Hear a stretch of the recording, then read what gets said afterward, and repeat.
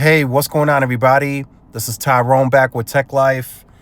And another reason the EchoStar spectrum that AT&T is going to buy for $23 billion was so important is because around that same time, well, a bit earlier, but the expected close of EchoStar deal is expected mid-2026. The Lumen deal is expected to close in Q1 of 2026. So AT&T is going to acquire Lumen's mass market business. We knew about that back in May. And that plays an important role because there are other areas that AT&T is going to expand that fiber into that are in areas where AT&T lacks wireless share.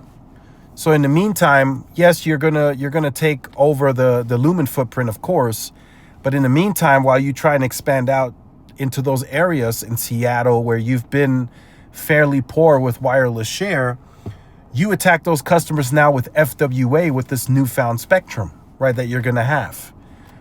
They can do that today, even without the additional DoD. They can do this today, but with this additional spectrum, they can now do more of it, right? They can be more aggressive to what neighborhood, what audience they're going to target with FWA, right? They can say, look, this entire neighborhood, we're gonna offer them FWA. We're gonna attack them aggressively, and then when we expand the fiber into those neighborhoods, then we will just offload them onto fiber.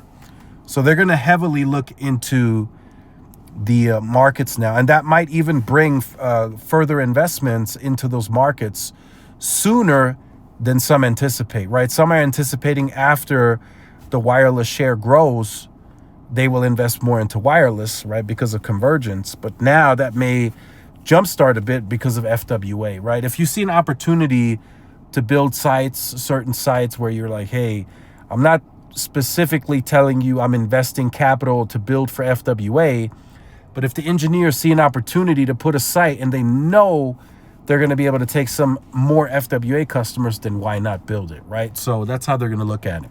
So that's another important factor to take into account when talking about the EchoStar Dish AT&T deal, right? This deal is closing too, right? We can't forget about this deal. AT&T to acquire Lumen. We can't forget about this deal. And, to close out the video, again, AT&T is spending a lot of money here, right? I think most of you understand that.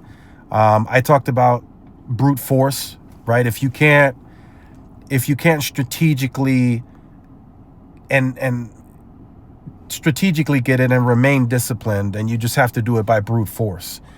And that's exactly what AT&T did, right? They couldn't get as much C-band contiguously as they may have wanted.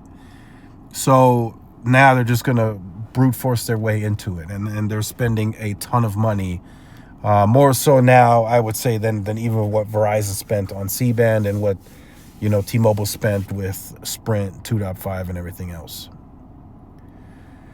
So let me know your thoughts on this in the comments. Like, share, subscribe, and I'll see y'all in the next one. Peace.